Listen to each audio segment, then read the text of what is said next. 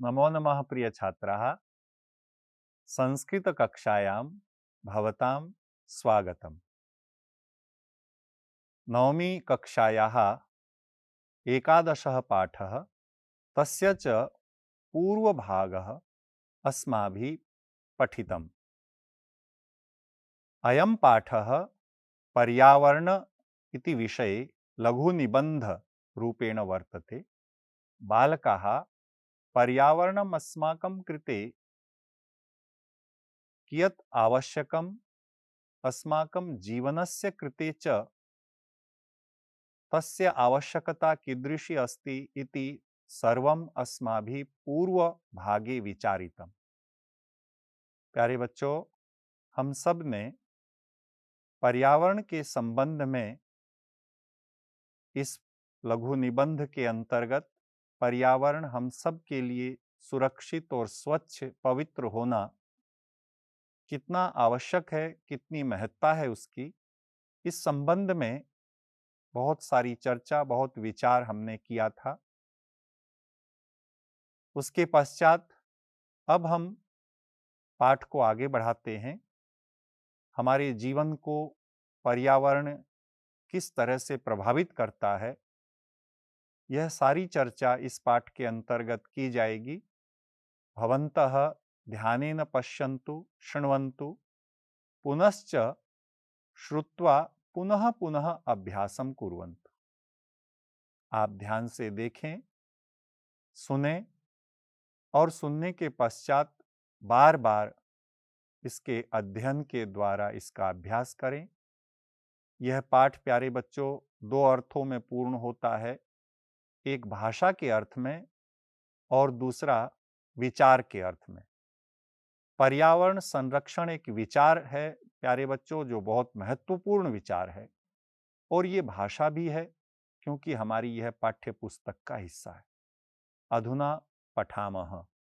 प्रकृतिकोपै आतंकितो जनः किं कर्तुं प्रभवति। जलप्लावनै अग्निभयै भूकंपै वात्याचक्रै उल्कापातादिभिश्च संतप्तस्य मानवस्य क्व मंगलम। प्यारे बच्चों, प्रदूषण रहित पर्यावरण हम सबको जीवन के सुख देता है, सद्विचार देता है, हमारा संकल्प दृढ़ होता है और हमें मंगलिक सामग्री प्राप्त होती है। यह चर्चा हमने की थी। पुनः एकः प्रश्नः। अब एक प्रश्न इन्होंने उपस्थापित किया। प्रकृतिकोपै आतंकितो जनः किं कर्तुं प्रभवति। प्रकृत्याः कोपै, जब प्रकृति का कोप होता है, प्रकृति नाराज हो जाती है, और प्यारे बच्चों जब प्रकृति नाराज हो जाती है तब भूकंप हो या वात्याचक्र हो, जिसे बवंडर कहते हैं, तूफान कहते हैं, अतिवृष्टि हो या अनावृष्टि हो, जीवन को सारी चीजें इतना प्रभावित करती हैं।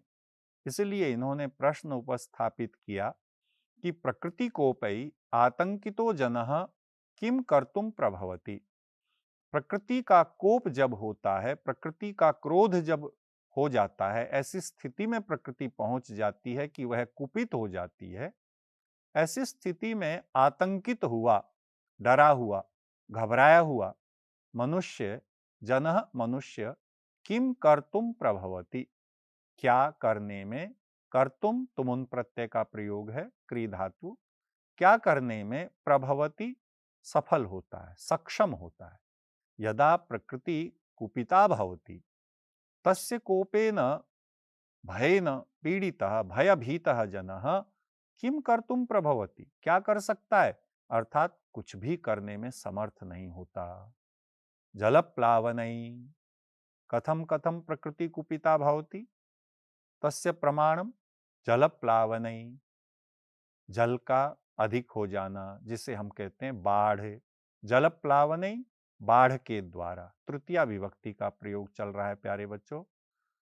प्रकृति का प्रकोप कभी बाढ़ के द्वारा, अग्नि भयई, वनों में अग्नि के द्वारा, या बहुत अधिक उष्मा, बहुत अधिक गर्मी पड़ जाना, अग्नि के भय के द्वारा, भूकंपई, भूमि के कंप के द्वारा भूकंप आता है। आप जानते हैं इस देश में बहुत सारे भूकंप आए, जिनमें से कुछ बहुत ही मनुष्य के जीवन को हानि पहुंचाने वाले थे।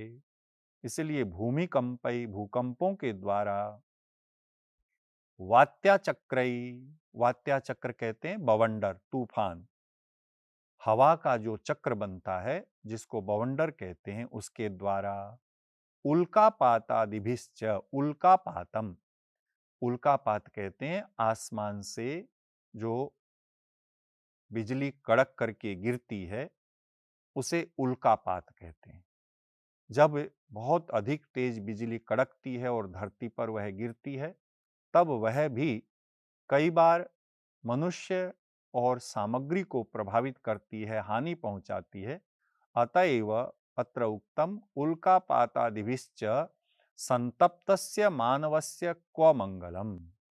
क्व यानी कस्मिन स्थाने, मंगलम शुभम।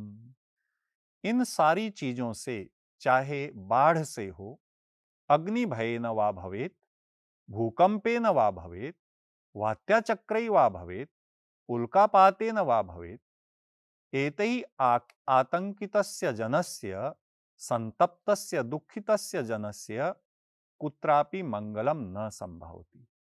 कहीं भी इनसे प्रभावित मनुष्य का मंगल संभव नहीं है, क्योंकि हमको रहना तो इसी पृथ्वी पर है प्यारे बच्चों। अतएव वदति मानवस्य क्व मंगलम। अतएव अस्माभिः प्रकृतिः रक्षणीया। एतदर्थं येन भूमौ मानवस्य जीवनं सुरक्षितं भवेत्, सुखकरम भवेत्, जिससे धरती पर मनुष्य का जीवन सुखकर हो, सुखी हो। इसलिए अतएव, इसलिए, ये भी संधि युक्त पद है बच्चों। अतएव इसलिए, अस्माभि हम सबको, हम सबके द्वारा, प्रकृति रक्षणीया, प्रकृति की रक्षा करनी चाहिए, प्रकृति की रक्षा की जानी चाहिए। रक्ष धातु अनियर प्रत्यय स्त्रीलिंग में, रक्षणीया, रक्षा की जानी चाहिए। तेन च पर्यावरणम रक्षितम भविष्यति। तेन, प्रकृति संरक्षणेन, तेन का अर्थ होता है उससे। किससे? प्रकृति के संरक्षण से। प्रकृति संरक्षणेन तेन पर्यावरणम रक्षितम भविष्यति। प्रकृति की सुरक्षा से ही पर्यावरण रक्षित होगा, पर्यावरण की रक्षा हो सकेगी। प्राचीन काले लोकमंगलाशंसिनः ऋषयो वने निवसन्ति स्म। प्राचीन काल में लोगों के हित की भावना रखने वाले, लोक मंगल आशंसिनः, लोक यानी समाज, मंगल हित कल्याण, आशंसिना चाहने वाले, लोगों के भले की कामना करने वाले, ऋषयः, संधि युक्त है पद बच्चों, विसर्ग संधि है। ऋषयः, ऋषिगण, वने निवसन्ति स्म, वन में निवास किया करते थे। हम जानते हैं वाल्मीकि ऋषि, भारद्वाज ऋषि, अगस्त्य ऋषि, ऐसे बहुत सारे ऋषि, ते सर्वे वने एव निवसन्ति स्म, वन में निवास करते थे। यतो ही वने सुरक्षितम पर्यावरणम उपलभ्यते स्म। यतो ही, क्योंकि, जिससे, यतः ही, जिससे, ही निश्चयेन के अर्थ में होता, निश्चय पूर्वक, जिससे वन में सुरक्षितम पर्यावरणम, सुरक्षित, भली प्रकार से रक्षित, पर्यावरणम, पर्यावरण, उपलभ्यते स्म, प्राप्त होता था। ऋषि लोग वनों में इसलिए निवास किया करते थे प्यारे बच्चों, जिससे कि उनको भली प्रकार से स्वच्छ और शांत पर्यावरण उपलब्ध होता था, प्राप्त होता था। पर्यावरणम उपलभ्यते स्म, संधि युक्त पद है। तत्र विविधा विहगाः कलकूजी श्रोत्र रसायनम ददति। तत्र, कुत्र, वने, यत्र ऋषयः वसन्ति स्म, उसी वन में जहां ऋषि लोग रहते थे, विविधा विहगाः, विविध प्रकार का पक्षिणः, विहगा खगाः पक्षिणः, पक्षी लोग, अनेक प्रकार के पक्षी, तत्र कलकूजी स्वकलकूजनेन, अपने कलरव से, अपने कूजने से, चहचहाने से, श्रोत्र रसायनम ददति, कानों को प्रिय लगने वाले रसायन को, आनंद को देते थे। भाषा का बहुत सुंदर प्रयोग हुआ प्यारे बच्चों यहाँ, कलकूजी श्रोत्र रसायनम ददति, अपने कलकूजन से, कलरव से कानों को रसायन दिया करते थे। रसायन यानी अमृत, जिसको सुख, जिसे सुन करके हमारे कानों को हमेशा प्रियता का अनुभव होता है।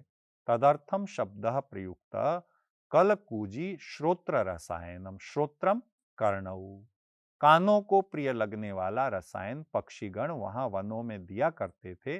अतः ऋषयः वनेषु एव निवसन्ति स्म। सरितो गिरि निर्झराश्च अमृतस्वादु निर्मलं जलम प्रयच्छन्ति। वन में अन्यत् किम लभ्यते स्म, और क्या प्राप्त होता था? सरितः, नदियां, सरितः, नदियां, गिरि, पर्वतः, पहाड़, निर्झरा, झरने। वन में नदियां, पहाड़ और झरने, बहुवचन का प्रयोग है। गिरि निर्झराश्च, गिरि निर्झराः च, गिरि और निर्झर, पहाड़ और झरने और नदियां। अमृत स्वादु निर्मलम जलम, अमृत इव स्वादु, अमृत के जैसे स्वादिष्ट, निर्मलम मल रहितम, मल से रहित यानी शुद्ध पवित्र, जलम प्रयच्छन्ति, जल पानी को, प्रयच्छन्ति ददति देती थी। वहां वनों में नदियां, पहाड़ और झरने अमृत के समान स्वादिष्ट निर्मल जल को ऋषियों को प्राप्त कराते थे। वृक्षालताश्च फलानि पुष्पाणि ईंधन काष्ठानि च बाहुल्येन समुपहरन्ति। वृक्षा, वनेषु ये वृक्षासन और जंगलों में जो वृक्ष थे, लता जो लताएं थी, फलानि पुष्पाणि, वृक्ष और लताएं क्या क्या देते थे? फलानि, बहुवचन, फलम फले फलानि नपुंसकलिंग शब्द है। बहुत सारे फल, पुष्पाणि, बहुत सारे पुष्प यानी कुसुम, सुमन, फूल, बहुत सारे फूल, ईंधन काष्ठानि, ईंधनाय काष्ठानि, और जलाने के लिए, भोजन, यज्ञ, पूजा आदि कर्मों के लिए जो काष्ठ की आवश्यकता होती थी, लकड़ी की आवश्यकता होती थी, तब वन में रहने वाले अत्यधिक प्रचुर वृक्ष और लताएं उनको फल देते थे, फूल देते थे, और ईंधन की लकड़ी भी बाहुल्येन, प्रचुरता से, बहुत अधिक, समुपहरन्ति, प्राप्तम तत्परः कारयन्ति, अथवा उनको प्राप्त करवाते थे। वृक्ष और लताओं से उनको ये सारी चीजें प्राप्त होती थी। शीतल मंद सुगंध वन पवना औषध कल्पम प्राणवायुं वितरन्ति। अतीव शोभना भाषा, बहुत सुंदर भाषा का प्रयोग है प्यारे बच्चों। शीतल मंद सुगंध वन पवना, वनस्य पवनः कीदृशः आसीत्, जंगल की हवा कैसी होती थी? शीतल, शीतल होती थी। मंद, धीरे से बहने वाली, बयार जिसे कहते हैं, धीमे बहने वाली होती थी। सुगंध, सुगंध से युक्त होती थी, क्योंकि पुष्प बहुत अधिक होते थे। तो सुगंध वन पवना, वन की पवन, वनस्य पवनः, वन की जो पवन थी वह शीतल, मंद और सुगंध से भरपूर होती थी। औषध कल्पम प्राणवायुं वितरन्ति, इतनी सुगंधित थी कि औषध कल्पम, औषध के जैसी थी। औषध कल्पम, औषधम इव, औषध के जैसी, दवाई के जैसी थी। प्राणवायुं वितरन्ति, कैसी प्राणवायु? जिसे आज की भाषा में आप ऑक्सीजन कहते हैं प्यारे बच्चों, उसे प्राणवायु कहा जाता है। तो कैसी प्राणवायु का वितरण होता था वन में, कैसी प्राणवायु उपलब्ध होती थी? जो जीवन को देने वाली होती थी, जो वन के वृक्षों से, पुष्पों से, फलों से सुगंधित होती थी। तत्सर्वं तत्र वने प्राप्यते स्म। अतएव अस्माकं पूर्वजाः ऋषयः तत्र वनेषु एव निवसन्ति स्म। परंतु स्वार्थान्धो मानवः तदेव पर्यावरणम अद्य नाशयति। यहाँ एक नई समस्या की ओर हमारा ध्यान आकर्षित किया जा रहा है प्यारे बच्चों। तत्सर्वम अस्माभिः प्राप्यते, वह सब कुछ हमको प्राप्त होता था, परंतु स्वार्थ अंधः, स्वार्थेन अंधः, अपने स्वार्थ के कारण अंधे हुए मानवः, मानव ने, तदेव, उसी, तत्एव, उसी ही, पर्यावरणम, पर्यावरण को, अद्य, आज, नाशयति, नष्ट कर रहा है। अपने स्वार्थ में अंधा होकर के मनुष्य आज उसी पर्यावरण को नष्ट कर रहा है जिस पर्यावरण से उसे प्राणवायु और नया जीवन प्राप्त होता था। स्वल्प लाभाय जना बहुमूल्यानि वस्तुनि नाशयन्ति। स्वल्प लाभाय, सुअल्प, थोड़े से, छोटे से, अल्प, छोटा, सुअल्प, बहुत छोटे से, लाभाय, लाभ के लिए, जनाः, लोग, बहुमूल्यानि वस्तुनि, बहुत मूल्य है जिनका, बहुमूल्य जिसको हिंदी में भी कहते हैं, छोटे से लाभ के लिए, अद्यत्वे जनाः, आजकल लोग, बहुमूल्यानि वस्तुनि नाशयन्ति, बहुमूल्य वस्तुओं को नाश कर रहे हैं, नष्ट कर रहे हैं। जनाः यंत्रागाराणां विषाक्तम जलम नद्यां निपातयन्ति।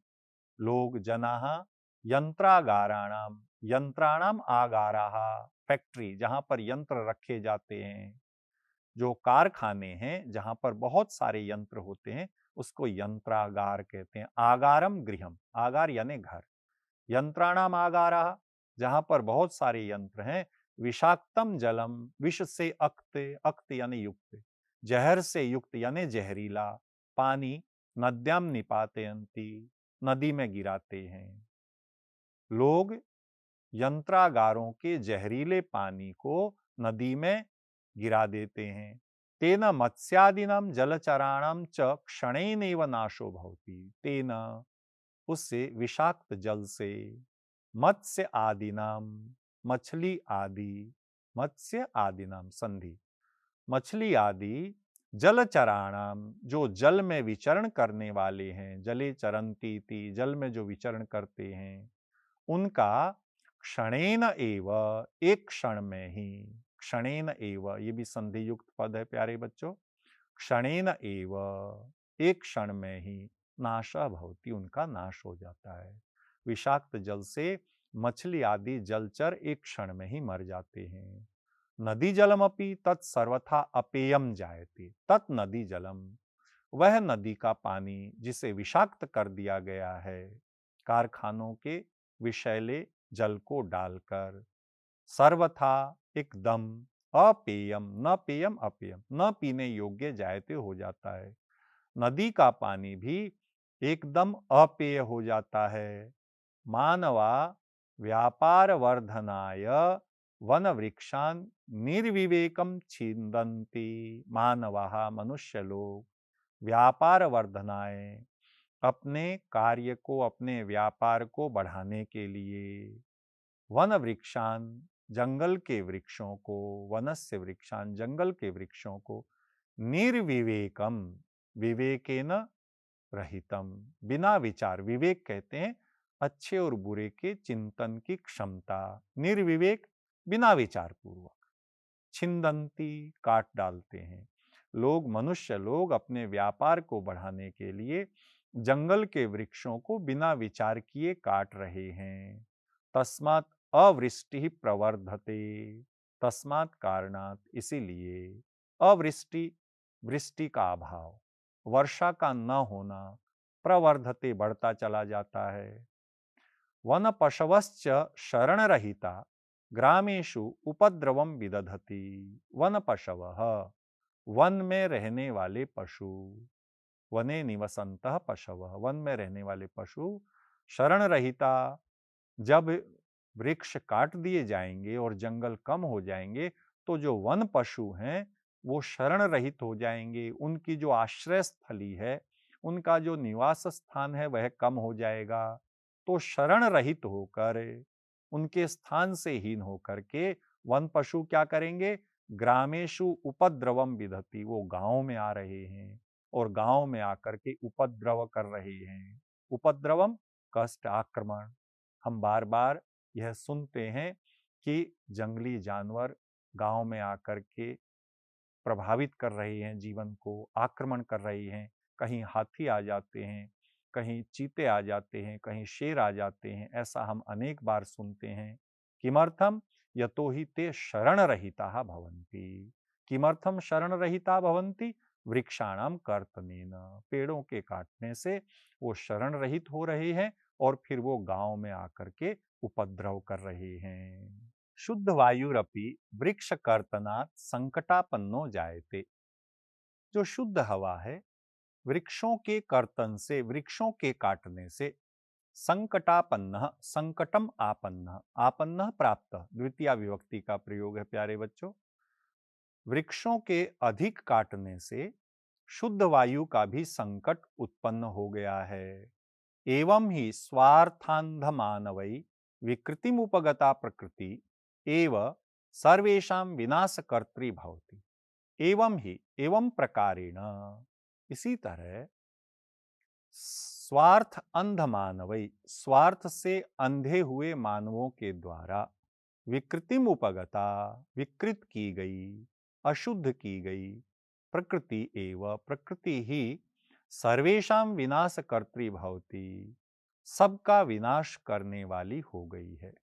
अर्थात यतो हि मानवः प्रकृत्याः दुरुपयोगः करोति, अतएव प्रकृति अपि सर्वेषां मानवानां विनाशाय एव प्रभवति, विनाशाय एव गच्छति। इस तरह नजर आता है कि प्रकृति के दुरुपयोग के कारण प्रकृति सभी मानवों के विनाश के लिए सन्नद्ध नजर आती है। विकृतिमुपगते पर्यावरणे विविधाः रोगाः भीषण समस्याश्च संभवन्ति। विकृतिम उपगते, उपगते प्राप्ते, विकृतिम उपगते, विकृत हो जाने पर, खराब हो जाने पर, पर्यावरणे, पर्यावरण के, विविधाः रोगा, विविध प्रकार के रोग, भीषण समस्याश्च संभवन्ति, और भीषण समस्याएं हो जाएंगी। भीषण, भयंकर, भयंकर समस्याएं संभवन्ति, संभव होंगी। अर्थात जब प्रकृति विकृत हो जाएगी तब बहुत सारे रोग और मनुष्य जीवन के लिए बहुत सारी भीषण भयंकर समस्याएं हो जाएंगी। तत्सर्वमिदानीं चिंतनीयं प्रतिभाति। तत्सर्वम, वह सब कुछ, इदानीम, इस समय, इदानीम अधुना, अधुना तत्सर्वम चिंतनीयम, अब उस सब के बारे में हमको विचार करना है। प्रतिभाति, ऐसा प्रतीत होता है, ऐसा समय आ गया है, यत अधुना अस्माभिः तत्सर्वमेव विचारणीयम येन मानव जीवनम सुरक्षितम भवेत्। उस सब के ऊपर विचार करना है। धर्मो रक्षति रक्षितः इत्यार्ष वचनम। आर्ष ऋषि, ऋषि भी उक्तम वचनम आर्ष वचनम, ऋषियों के द्वारा जो कहा गया वचन है उसे आर्ष वचन कहते हैं प्यारे बच्चों। आर्ष वचन क्या है? धर्मो रक्षति रक्षितः, धर्म, धर्म को, रक्षितः, रक्षा किए जाने पर, यदि धर्म की रक्षा किए जाए तो रक्षति, तब धर्म रक्षा करता है। यह मनुस्मृति के श्लोक का अंश है प्यारे बच्चों। धर्म एव हतो हन्ति, धर्मो रक्षति रक्षितः। यह श्लोक की पूरी पंक्ति है। धर्मो रक्षति रक्षितः, रक्षितः धर्मः रक्षति, रक्षा किया गया धर्म हमारी रक्षा करेगा। अगर हम धर्म की रक्षा करेंगे वह हमारी रक्षा करेगा। पर्यावरण रक्षणमपि धर्मस्यैव अंगमिति ऋषयः प्रतिपादितवन्तः। पर्यावरण रक्षणम, पर्यावरण की रक्षा भी, अपि भी धर्मस्य एव अंगम, धर्म का ही अंग है। धर्मस्य एव अंगम इति संधि है, धर्म का ही अंग है। इति ऋषयः, ऐसा हमारे ऋषियों ने प्रतिपादित किया, निश्चित किया। क्योंकि धर्म की रक्षा करने पर हमारा जीवन रक्षित होगा, अतः ऋषियों ने प्रकृति के संरक्षण को धर्म की रक्षा के साथ जोड़ करके स्वीकार किया। अतएव वापी कूप तड़ागादि निर्माणम देवायतन विश्राम गृहादि स्थापनम च, अतएव इसलिए वापी, बावड़ी, राजस्थान में होती है ना पानी पीने के लिए बावड़ियां, वापी बावड़ी, कूप कुएं, तड़ाग तालाब आदि निर्माण, देवायतन देवानाम आयतनम मंदिर जिसको कहते हैं देवताओं का घर, विश्राम गृहादि स्थापनम च, और विश्राम गृह आदि धर्मशाला, विश्राम गृह जहां यात्री यात्रा करते हुए विश्राम कर सकें, इन सब की स्थापना को धर्म सिद्धे श्रोतो रूपेण अंगीकृतम, यह सारे कार्य, इन सब का निर्माण धर्म की सिद्धि का एक स्रोत है, एक आधार है। यानी अगर हमको धर्म अर्जित करना है तभी वापी कूप ताड़ागादि निर्माणम, देवायतनम निर्माणम, विश्राम गृह निर्माणम धर्म सिद्धे श्रोतो रूपेण स्वीकृतम, अंगीकृतम, स्वीकृतम। कुक्कुर, सूकर, सर्प, नकुलादि स्थलचराः, मत्स्य, कच्छप, मकर प्रभृतयः जलचराश्च अपि रक्षणीयाः। कुक्कुर, श्वान, कुत्ता जिसको हम कहते हैं, सूकर, सुअर, सर्प, सांप, नकुल आदि और नेवले आदि, स्थलचराहा, स्थल पर विचरण करने वाले, स्थल पर विचरण करने वाले कुत्ते, सुअर, सांप और नेवले आदि, मत्स्य मछली, कच्छप कछुआ, मकर मगरमच्छ प्रभृतयः जलचराः, जल में निवास करने वाले, जल में विचरण करने वाले मछली, कछुए और मगरमच्छ आदि, अपि रक्षणीयः, तेषाम अपि अस्माभिः रक्षा करणीया, उनकी भी हमको रक्षा करनी है। अनियर प्रत्यय, रक्ष धातु अनियर प्रत्यय स्त्रीलिंग रक्षणीया, अथवा पुलिंग में बहुवचन। यतः ते स्थल मलानाम अपनोदिनः, यतः जिससे, क्योंकि, क्यों उनकी रक्षा करनी है, यतः क्योंकि, ते ये सभी पशु और जलचर, ये स्थल और जलचर, स्थल मलानाम अपनोदिनः, स्थल का जो मल है, मल कहते हैं अशुद्धि, जो स्थल में अशुद्धि हो गई है, गंदगी है, अपनोदिनः उसको दूर करने वाले हैं। सुअर, सांप, नकुल, कुत्ते आदि ये स्थलचर, और मछली, कछुआ, मगरमच्छ आदि ये जलचर, ये मल को दूर करने वाले हैं।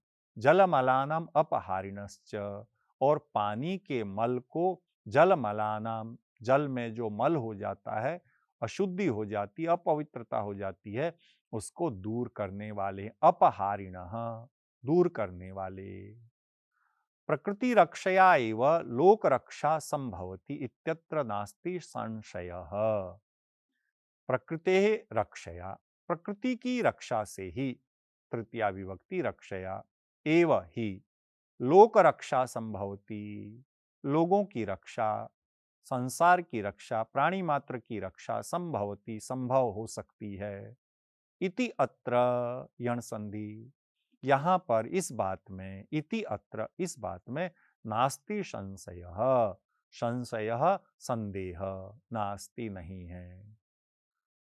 वदति यत् प्रकृतेः संरक्षणेन एव लोक संरक्षणम संभवति, प्रकृति की संरक्षण से ही धरती पर मानव जाति का अथवा प्राणी मात्र का संरक्षण संभव है। एतत् सर्वम् अस्मिन् निबंधे वर्णितमस्ति। प्रिय छात्राः, अद्यत्वे पर्यावरणम् अस्माकं कृते महत्वपूर्णं स्थानम् आदधाति, अतः अस्माभिः निबंधं पठित्वा पर्यावरण रक्षायै सन्नद्धः भवितव्यम्।